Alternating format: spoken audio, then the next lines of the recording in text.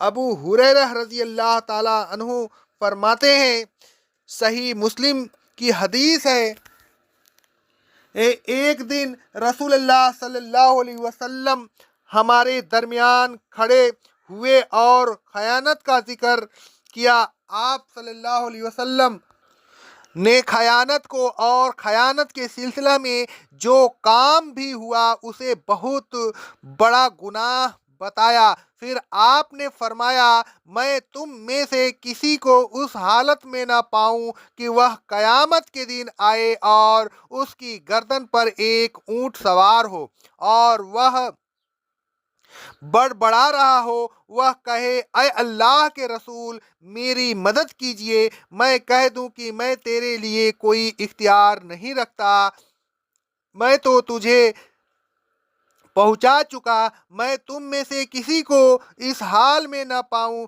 کہ وہ قیامت کے دن آئے اور اس کی گردن پر ایک گھوڑا ہو جو ہنہنا رہا ہو، کہے، اے اللہ کے رسول صلی اللہ علیہ وسلم میری مدد کیجئے۔ میں کہہ دوں مجھے تیرے معاملہ میں کوئی اختیار نہیں، میں تو پہنچا چکا ہوں۔ میں تم میں سے کسی کو اس حال میں نہ پاؤں کہ وہ قیامت کے دن آئے اور اس کی گردن پر بکری سوار ہو اور وہ چلا رہی ہو، وہ کہے، اے اللہ کے رسول صلی اللہ علیہ وسلم میری مدد کیجئے۔ میں کہہ دوں کہ میں تیرے لیے کچھ نہیں کر سکتا، تو تجھے پہنچا چکا ہوں۔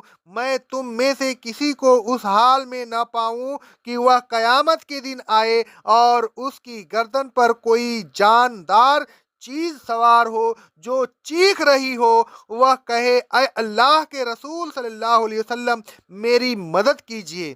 میں کہہ دوں کہ میں تیرے لیے کچھ نہیں کر سکتا، میں تو تجھے احکام الہی پہنچا چکا ہوں۔ میں تم میں سے کسی کو اس حال میں نہ پاؤں کہ وہ قیامت کے دن آئے اور اس کی گردن پر کپڑے لدے ہوں جو حرکت کر رہے ہوں، ورنہ وہ کہے، اے اللہ کے رسول صلی اللہ علیہ وسلم میری فریاد رسی کیجئے۔ میں کہہ دوں میں تیرے لیے کچھ نہیں کر سکتا، میں تو تجھے پہنچا چکا۔